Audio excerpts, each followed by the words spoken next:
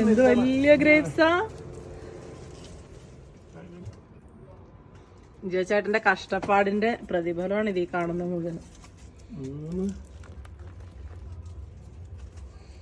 നമ്മുടെ ഇവിടുത്തെ ഗാർഡനിലുണ്ടായ സീഡ്ലെസ് മുന്തിരിയാണ്, വൈറ്റ് ഗ്രേപ്സ്. Super taste. ഞങ്ങളുടെ ഇന്നത്തെ ഹാർവെസ്റ്റ് ആയിരുന്നു. അടിപൊളി മുന്തിരി, വീട്ടിലുണ്ടായ മുന്തിരിയാണ്. നല്ല പച്ചമുന്തിരി, നല്ല മധുരമുണ്ട്.